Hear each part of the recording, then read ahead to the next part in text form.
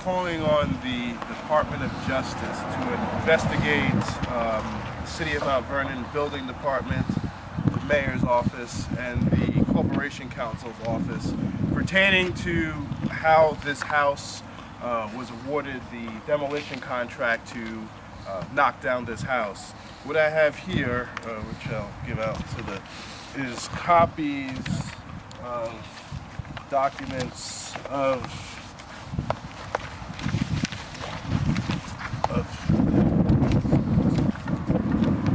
the bids that were submitted to City Hall for the demolition of the contract. The company that was awarded the contract, Michael Figueroa and Sons, one does not have the proper licensing and the documentation to knock down these houses, and as a result, there was a letter that was issued from the New York State Department of Labor on February 3rd, issuing a stop work order because, quote for it, he does not have the applicable asbestos handling licensing, which you will need, and the Department of Labor is the licensing authority on that matter. Secondly, the two companies that did have the proper licensing, upon information believed, they submitted their bids first, as you can see on the faxed timeline, and when they faxed in their bids came in first. Figueroa's first bid came in at about a little over $90,000. It was a one-page document with no explanation, no contract. That $94,000, just a boilerplate document. That came in at 5:26 p.m. after business hours. The next day, he sent in another bid on the same date. He said the same date was January 26th. But if you look at the fax timesheet, it came in on January 27th indeed at 16:05, which is 4:05 in the afternoon. And all of a sudden, his bid dropped down to $65,000 and $67,000 on the other house. Also, the background, I'm questioning the background, and if we did any background checks as a city government, Michael Figueroa and Sons was arrested for being part of a $10 million robbery ring in Long Island, where an off-duty NY police officer was also indicted by the FBI for being the lookout in that ring. And Michael Figueroa was also cited on September 15, 2015 for removing asbestos illegally from 629 South 6th Avenue. That's the home of Glenn Harris. He's here today. He has raised this issue before the City Council when Mayor Thomas was a councilman. So Mayor Thomas is aware of the history of Michael Figueroa. So I'm calling on the City Council not to issue any payments. And what is the emergency that we have the stop work order? If the other house is in imminent danger of collapse at 271 South 2nd, why aren't the other two bidders who have the proper licensing able to knock down that house, which makes believe that this whole thing was just to create work for Michael Figueroa, who's also the friend and Deputy Police Commissioner Joseph Spezio. Now, how Mr. Spezio was connected to this case, the person who hauled away the garbage was BLB Hauling of Montclair, New Jersey. As you see in the letter that was issued from Councilman Wallace on February 3rd to the mayor, that based on city license records, Rogan Carting Services was used to remove the demolition debris. Rogan was not licensed to cart away garbage in Mount Vernon. The Spezio is the CEO of R&S Waste Services. R&S stands for Rogan and Spezio. BLB Hauling is the brother of Rogan, who had Jersey plates and hauled away the garbage. They are licensed by the Westchester County Solid Waste Commission, but they are not licensed in the city of Mount Vernon to haul away garbage. I'm of serious concern that neighbors, even the mayor's children and other people here attending that grand opening were exposed to asbestos. It did say in Michael Figueroa's original contract that this is an asbestos site and that asbestos and air quality will be provided by a third party company, and there's no documentation of that. So we stand right now, if the other house is in danger of collapse because of the snow, why isn't the city taking progressive action and moving on with the other two bids who appear to be legitimate and have their proper licensing in place? At this time, I'll open it up to any questions if anyone has any questions regarding that. So why are you having this press conference today? Explain. Having a press conference because the bids, as you can see with all the documents, they were, upon information and belief, the two companies, Breaking Solutions and Capital New York, submitted their bids. They were submitted to the, as you can see from Figueroa's first bid, they were submitted to the mayor's office, and someone inside City Hall was hell-bent on making sure Michael Figueroa, who has no history of knocking down any house anywhere in Mount Vernon, to win this bid. So I believe we had a similar situation that was when Ralph Tedesco was building commissioner when they knocked down 55 Mount Vernon Avenue. The same thing. I know under the emergency section 73 of the city charter, you are allowed to, when there's an emergency bid, go ahead and just get 3 bids. You don't have to go through the sealed bidding process. So they circumvented, and we have to be questionable when we say something is an emergency. The mayor said the house on 271 South 3rd is in imminent danger of collapse, and if that is the case, no work has been done on that house. We had a snowstorm the end of January, before the end of January, and that house is still there, and obviously it did not fall down. So we need to question, where are the reports for this house? This house, the owner paid the taxes 2 days prior to it being knocked down, and there was plans in place for him to build it back. So we want to know, did the city look into this? I mean, this seems like if he paid his taxes, there is a canceled check. The mayor said he could not find the owner. We're just questioning everything that's coming out of the mayor's office. Yesterday we have checks missing, now we have bid rigging. I think the U.S. attorney needs to come in here and straighten this out, and I'm also calling on the City Council and the Board of Estimate not to issue any payments to a thorough investigation is completed. Mr. Rivers, speaking of Mike Figueroa and getting payments, isn't he under investigation right now by the Sandy Fund for theft of services and or fraud?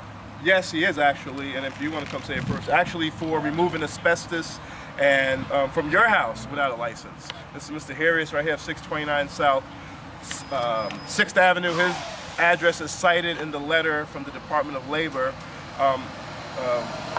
Mr. Figueroa was fined $5,000 for removing asbestos without a license from his house back in September, and this was brought on the city record. How do you know he was fined? Because I couldn't find the fine. Mr. Harris can come and explain that regarding the... It was a matter of foiling that information. That information, I will make it readily available to you when you need to get directly what they fined him for. But also, as a person whose home was affected by the bad hit of Sandy, Mr. Figueroa, along with John Boykins, came to my home to do malfeasance. They thought they could use myself and my wife in my home to rob the Sandy Fund. New York Rising handles in New York State that fund. What Mr. Figueroa has done is refused to give compiled paperwork of the work that he did do. He was given a check of $14,000 in advance of the work that he did not complete. Well, what was he supposed to do? He was supposed to come into the home and repair the basement per the original scope of order by New York Rising, which is the Sandy Fund. What he did once I started fighting him and John Boykins I sued in court in Mount Vernon and in Yonkers, and I won the judgment against John for $2,500. I gave Mike Figueroa the opportunity to come back and complete his work, but the problem where he stalled out is when New York Rising said, "Who removed the asbestos in your home?"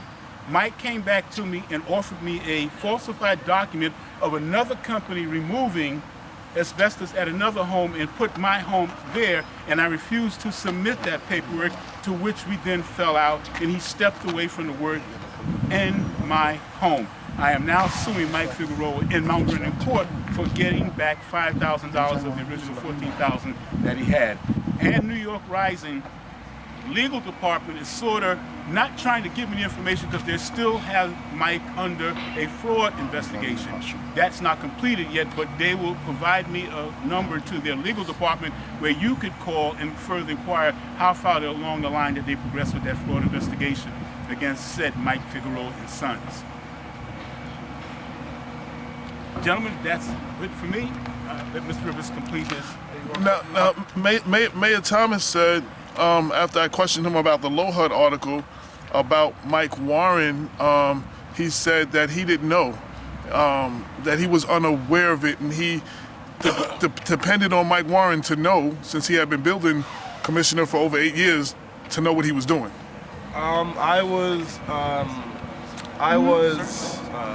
Mark Warren, upon information and belief, received the bids, brought them down to the mayor's office and handed them to Marie Donovan in the law department. Mark Warren is a registered architect. I don't think he would risk his professional license I don't see any interest in him here. Usually if someone's trying to steal, they would jack the bids high upon official belief. Mark Warren was instructed by the mayor to negotiate. He submitted a $90,000 bid. All of a sudden, the next day it comes down to $65,000. And upon information belief, Mark Warren stated that he negotiated a better price. So if that was the case, why didn't you negotiate a better price with the first two vendors who legitimately, this document is what ultimately allows you to work and remove and handle asbestos from the Department of Labor. As Figueroa quoted in the Journal News, he has it under a different license. I mean, you must submit it at the time of your bid. This bid was rigged and backdated, as we see by which you cannot backdate a fax stamp, to favor Mike Figueroa. Can you show me the back stamp? Yeah, the back stamp on this here. Is it this one?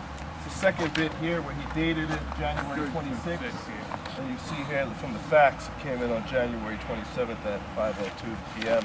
for a price that was about $30,000 less than the original bid. Well, this could just mean that. Well, where's the backdating?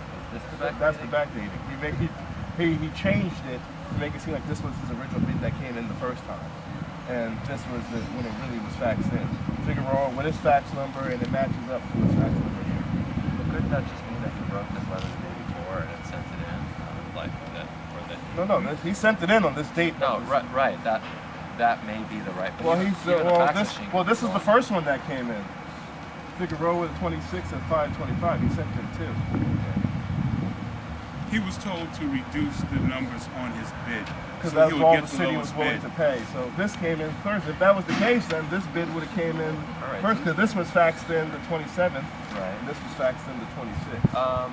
Same fax numbers here as he has here.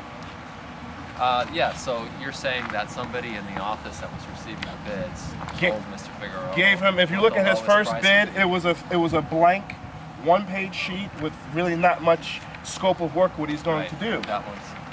That's the first one that came in on the 26th. On the second one has the 27th actually has a full contract, and if you'll read the words between the other two legitimate bids, he took the wording from them. Did the other contractors send in more than one? No, they just sent in one bid. The other contractors only sent in one bid. Was there a deadline?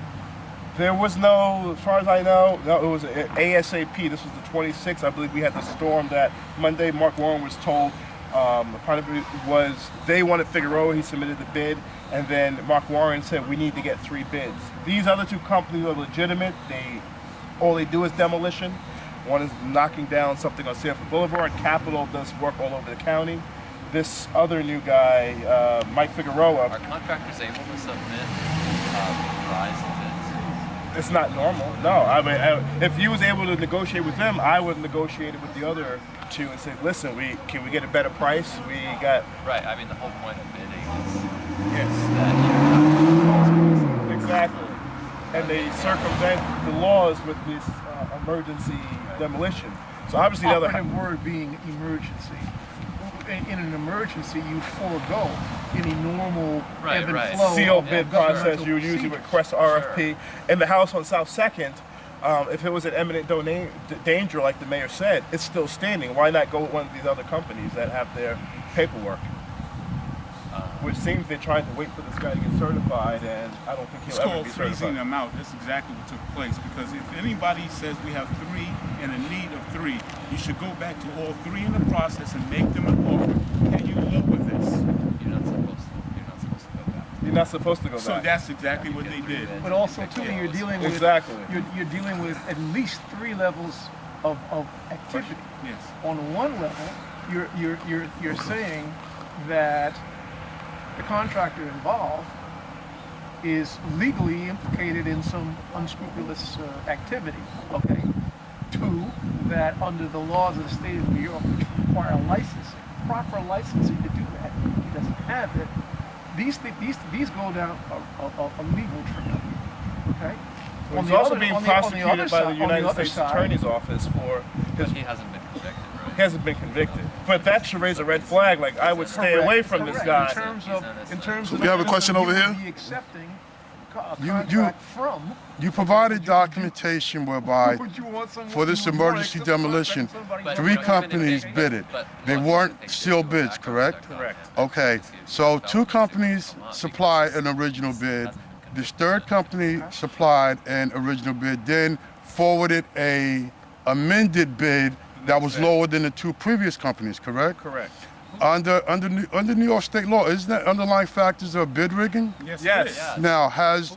Now, will the Attorney General's Well, I'm office be notified? requesting for the U.S. Attorney to get involved. I did forward this to them yesterday. This information. Now, my prior to next press question, conference. who gave authorization for that amended bid to be accepted? It looks like it may be Mr. Spezio, isn't it? Well, this Who accepted the bids? it's- Who was it? Who in the building? who accepted the bid? It would be Who are they? Commissioner Warren. I mean, sorry to say, it would fall on Commissioner Warren's. Commissioner Now, Warren does is the one to empower by the charter to declare an emergency and do this. But he will not be able to do anything without the law department. Now, my next question, which is in connection with this, is it safe to say the mayor had some input in regards to this? Absolutely, he had to know what was going on here. Well, how long has Commissioner Warren been Commissioner? Commissioner Warren has been here. He's the longest serving commissioner I think we ever had. He's been here since 2009. So he wasn't appointed by Mayor Thomas. He was appointed by Mayor Clinton Young. Mayor Clinton Young, and this is the first I've heard of him doing something like this. I mean, he was strictly told. He usually doesn't operate like this, so I believe he must give influence from high up the mayor's office. And it I was mean, big. would the commissioner actually be handling bids? It seems like a kind of a lowly thing for a commissioner to be doing. I would think so. I would think it would have to. I would say the law Wouldn't there be department. someone in his office handling it? Everything is addressed here to Commissioner Warren. Warren. Right. Well, he's the head, but it kind of seems like a clerical thing. That I would say so, but apparently he's handling everything that's addressed to Warren. You could never look at these events as something being consummated by a lower level official.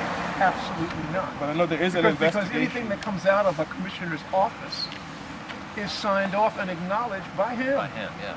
Well, I mean, he Okay, signed the so contract. it's not a matter of some low-level person saying, "Okay, you can submit another bid now." No, the answer to that is Unless he absolutely didn't, no. unless he didn't Well, see we the do have a contract. letter from Councilman Wallace stating that all payments will be held pending further review and investigation. So it doesn't look like he's getting paid regarding this. All right. If you want to talk with Councilman Wallace, because he's the head of DPW W. legislative branch that will oversee all the legislation. You have his number? I think I'll go speak with Commissioner Warren. Okay. Okay. Go right to the source. Well, you have all the documents. All right.